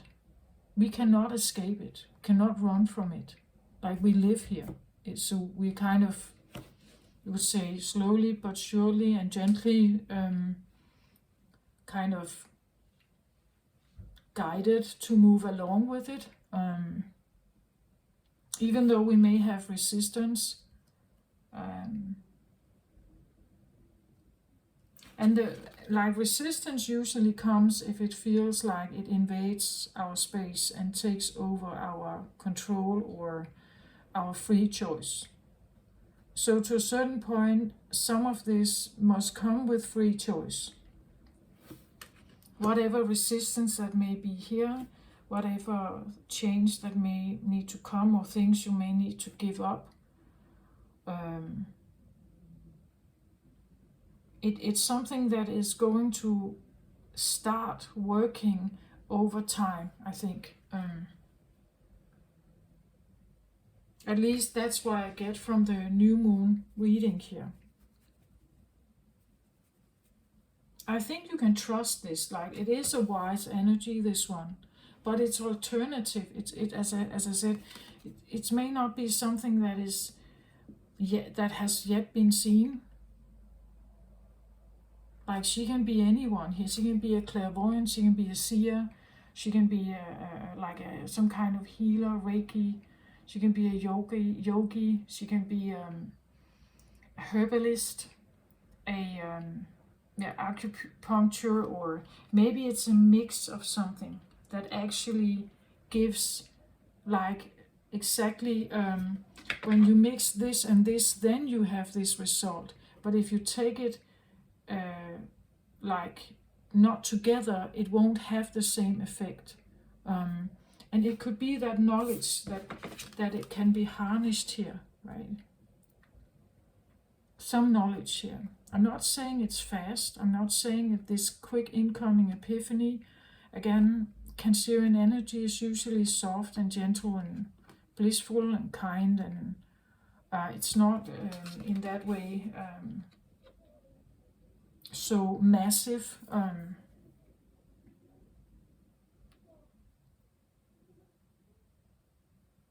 It can be approaching your own life, right? That there's some incoming intuitive thoughts here can align you with more balance in your life. You just have to figure out why you don't want to accept it, for instance. How the intuition could flow more easily here. If a roadblock is like, you would say, eliminated here. Or when I say eliminated, I want to see understood.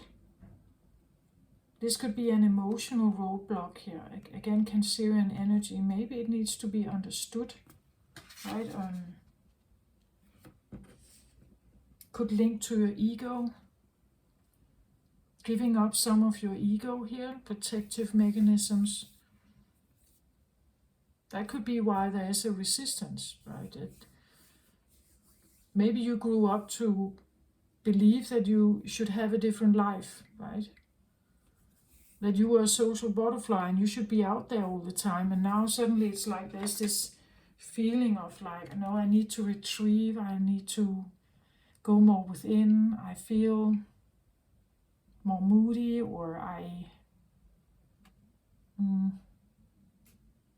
actually I want to isolate a little bit, or I want to be alone, I need alone time, something like that.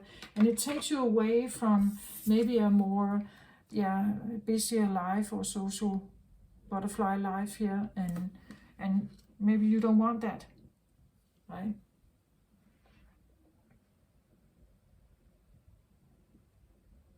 Or you're not prepared yet, or you're not quite okay with that.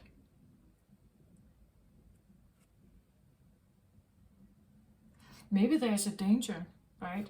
Some of these people in the past, witches, they were beheaded or drowned or hanged or something, right? That could be like a karmic remembrance, some kind of memory.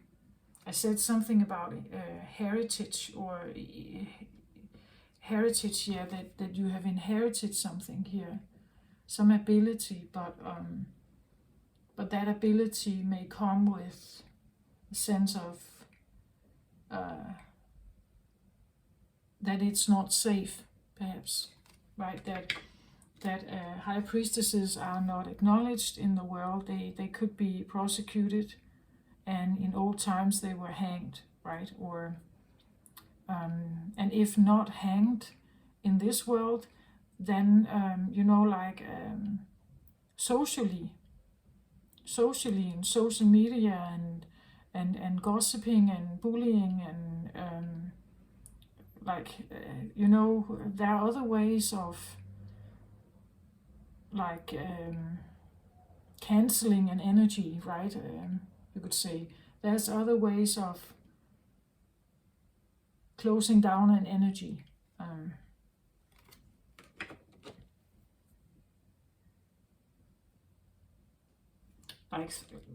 Again, threats,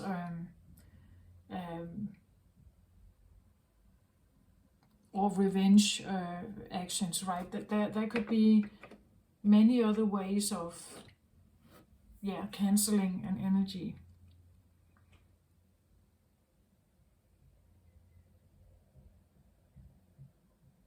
But at the same time, it's like it is this invitation, because I feel like it could open up a flow much more easy. It would flow much more easy if you didn't have the resistance.